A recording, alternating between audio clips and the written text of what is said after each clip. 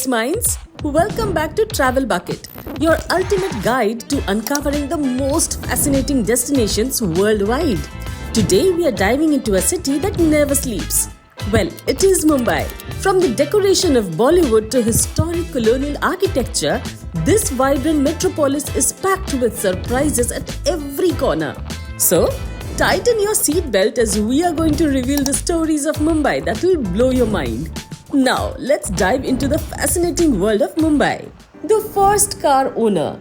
Have you ever wondered who was the first person to own a car in India?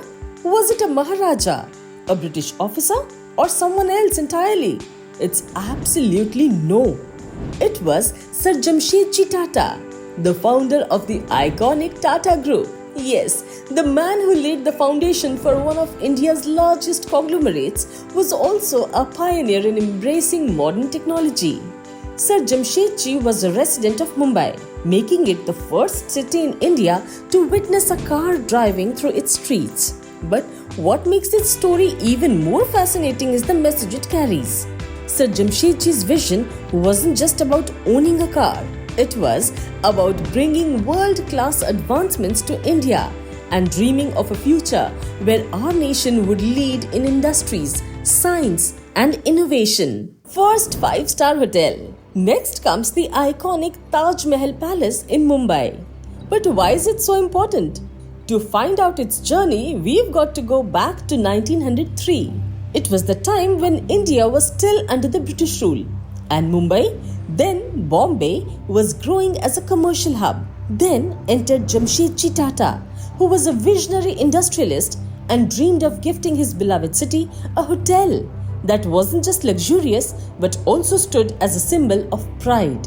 According to a legend, Jamshedji Tata built the Taj after being denied entry to a European-only hotel, and thus the Taj Mahal Palace was born, setting a new standard of hospitality in India. This masterpiece isn't just a hotel, it's a work of art.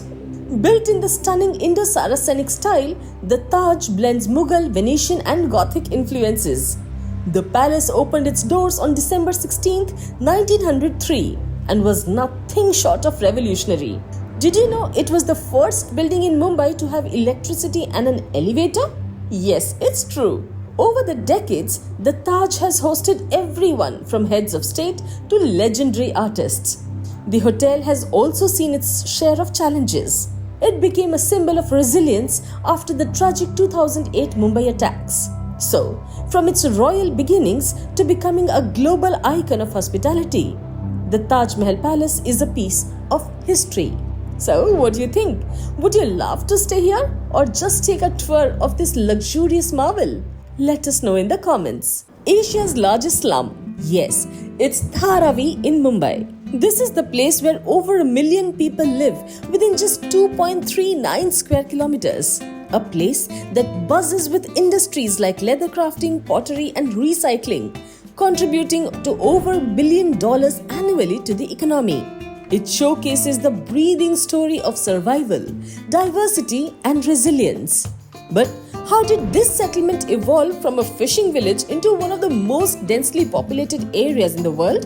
Well, Dharavi's story begins in 1884 during the British colonial rule, when the rural migrants poured into Bombay looking for opportunities. But the city's growth pushed industries and marginalized communities into their outskirts, and Dharavi became their home. From there, it started to thrive and became home to skilled artisans who built a thriving leather industry. These craftsmen produced high-quality goods that were exported worldwide. And that's not all. Today, Dharavi's economy thrives on textiles, pottery, embroidery, and more. In addition to this, around 60% of Mumbai's plastic waste is recycled here, making it one of the most efficient recycling hubs globally. Here, people from all over India live and work together, creating a unique blend of cultures, languages, and traditions. Truly, Dharavi is not just a slum. It's a symbol of human ingenuity, world's oldest organized yoga center. The next on the list is the world's oldest organization yoga center right here in Mumbai. Founded by the visionary Sri Yogendra, The Yoga Institute isn't just any yoga school. It's the first government-recognized yoga institute in India and the world's oldest organized yoga center. Its journey began over a century ago at Versova Beach in Mumbai, where Sri Yogendra introduced yoga as a tool for physical health and mental peace, accessible to all, regardless of caste or creed. But how did it all start? Well, back in 1918, Sri Yogendra dared to dream big. He even took yoga across the oceans to America, establishing the Yoga Institute of America in the New York. But it doesn't stop there.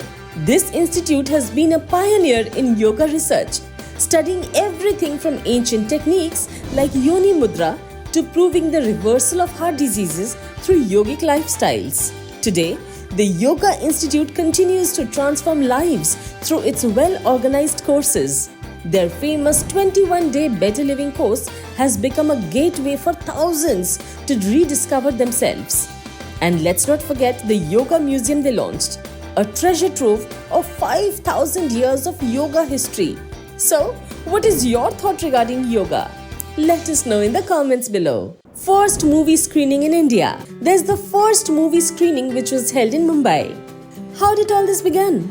Well, it all began on 7th July 1896 when the Lumiere brothers, the pioneers of cinema, showcased 6 short films at the iconic Watson Hotel in Mumbai. The 6 films included The Entry of Cinematography, The Sea Bath, Arrival of a Train, A Demolition, Ladies and Soldiers on Wheels, and Leaving the Factory. And just a week later, on 14th July, the Lumiere brothers screened an extended collection of 24 films at Novelty Theatre in Bombay. This series of screenings continued until 15th August 1896, sparking an unstoppable wave of cinematic curiosity across the country. However, in those days, it wasn't just entertainment. It was nothing short of a miracle. Yes, it's true. Even the Times of India called this event the miracle of the century.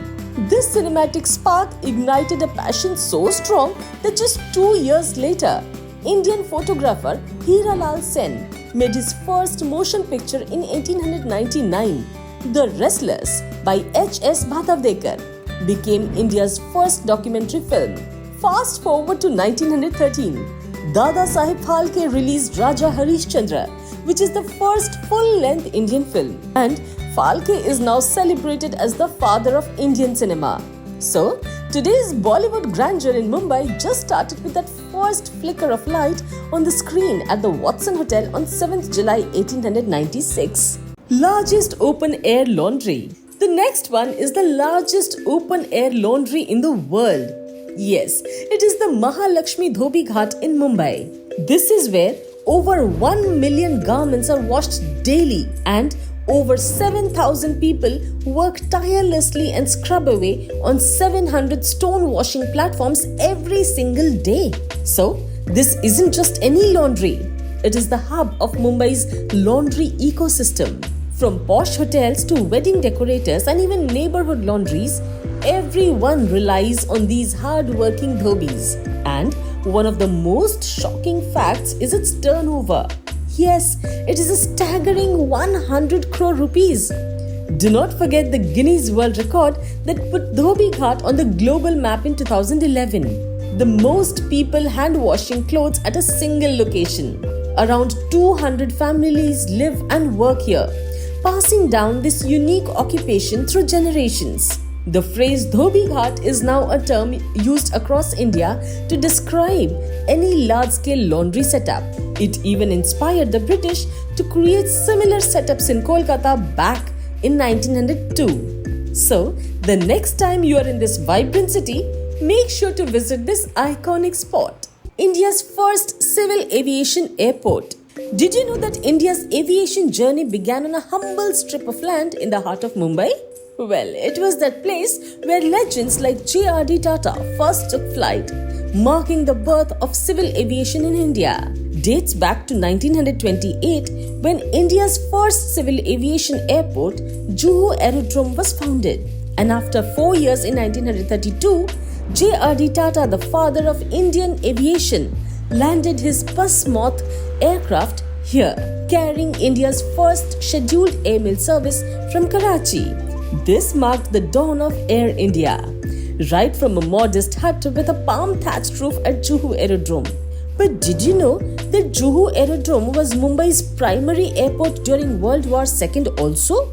Yes, it was the city's aviation hub until 1948, when commercial operations shifted to the larger Santa Cruz Airport, now known as Chhatrapati Shivaji Maharaj International Airport, that is CSMIA.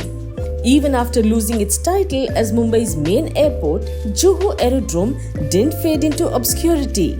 Today, it remains the go-to spot for helicopter operations and is home to the iconic Bombay Flying Club. So, from being the birthplace of India's aviation dreams to serving as a modern-day hub for helicopters, Juhu Aerodrome is a living piece of history. So, that's a wrap on some of Mumbai's most intriguing facts. By the way, which one surprised you the most? Let us know in the comments below. If you enjoyed this journey through the heart of Mumbai, imagine what else we've got lined up for you. So, don't forget to hit that like button if you learned something new. Subscribe to Travel Bucket to join our community of explorers and ring the bell so you never miss an adventure. See you in our next video, and until then, keep exploring.